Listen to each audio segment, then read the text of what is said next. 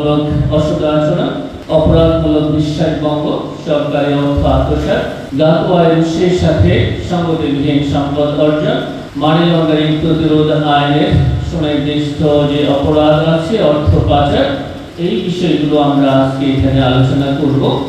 এছাড়া প্রতারণা, জালিয়াতি যে বিষয়গুলো সাথে সরকারি কর্মকর্তা কর্মচারীর সংশ্লেষ রয়েছে এবং সরকারি অর্থের সংশ্লেষ রয়েছে, কেবলমাত্র সেই অভিযোগগুলো এখানে আলোচিত হবে।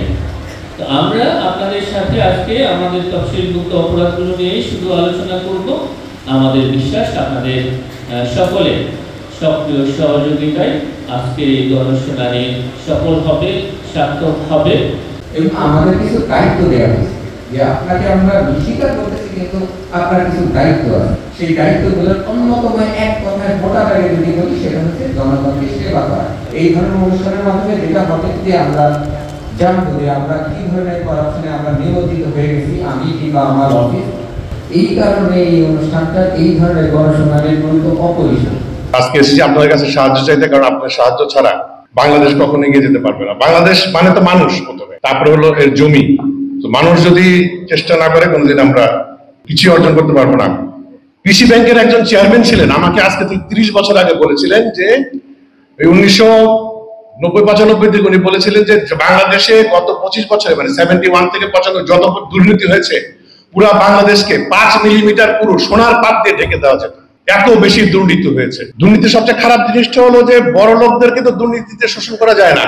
যারা ধনী মানুষ তাদের 2-4 লাখ টাকা ঘুষ দিলে কিছু আসা যায়, কিন্তু যারা নিম্ন মধ্যবিত্ত, নিম্নবিত্ত এবং মাঠে যারা থাকে, মাঠে যারা ঘাম ফেলায় কাজ করে, তাদের জন্য 100 টাকা 500 টাকা ঘুষ দেওয়া মানে তাদের একদম মর্জিত আয় থেকে নিয়ে নেওয়া। খুবই কষ্ট। দুর্নীতি হচ্ছে একটা শোষণের হাতিয়ার, এবং এই হাতিয়ারের শিকার হচ্ছে আমাদের সাধারণ মানুষ। আমাদের দেশের দুর্নীতি সম্পর্কে আপনাদের কতটুকু ধারণা জানি না। আমি গত 6 মাস হলো প্রায় আমি কাজ করছি এখানে। দুর্নীতি আসলে এখন আর রাজনৈতিক নেতা কর্মী, সরকার কর্মচারী, স্থানীয় মাস্তান এদের মধ্যে সীমাবদ্ধ নাই। সাধারণ মানুষের মধ্যে একটা দুর্নীতি ছড়িয়ে গেছে। দুর্নীতির বিরুদ্ধে যুদ্ধে দুদক একটা কিন্তু অনুঘটক হতে পারে, একটা ক্যাটালিস্ট। কিন্তু আমাদের একা পক্ষে কোনোভাবেই দুর্নীতি দমন এবং প্রতিরোধ করা সম্ভব না। আমাদের অনুমোদিত জনবল প্রায় 2100, এখন আছে 1100 মতন। এর মধ্যে 1000 অফিসার থাকার কথা, আমাদের আছে 518 জন, 550 মতো। আমরা যদি 1000 অফিসারও নেই, সারা দেশে দুর্নীতির বিরুদ্ধে সংগ্রাম করা আসলে সম্ভব নয় যদি আপনারা এগিয়ে না আসেন। কি লেখা আছে ওই পাশে? দুর্নীতির বিরুদ্ধে, দুর্নীতিকে না বলুন, আপনার দায়িত্ব। আপনারা যদি এই কাজটা করেন, তাহলে কিন্তু আর দুর্নীতি দমন কমিশনকে বড় করতে হবে না। নগদ পেমেন্টে 500 টাকা পর্যন্ত ক্যাশব্যাক, আর লেনদেনে প্রতিদিন ডিপ ফ্রিজ এবং ঘন্টায় ঘন্টায় এসি টিভি সহ দারুণ সব গিফট। আপনাদের কাছে আমি একটা অনুরোধ নিয়ে আসছি, ঘুষ দিবেন না, ঘুষ বন্ধ করেন। শুধু ঘুষ, কিছু না। ঘুষ যারা নেয়, ঘুষখোর, এরা ঘুষখোর তো অমানুষ, এবং এরা তাদের পরিবারের জন্য বিষ বাষ্প। যে উপার্জন করতেছে ফ্যামিলির জন্য সে, এবং সে একটা উলঙ্গ নির্লজ্জ মানুষ। তার নিজের ফ্যামিলির জন্য তার আসলে কোনো মায়া নাই, কোনো সম্মানবোধ নাই। সে তার নিজের ফ্যামিলি, নিজের আত্মীয় স্বজনের অসম্মান ডেকে আনতেছে ঘুষ দুর্নীতির মাধ্যমে। একটু কষ্ট হবে, কারণ ঘুষটা দিলে তো কাজ হবে না। একটু দেরি হলো, একটু হয়রানি হলো, একটু সহ্য করেন।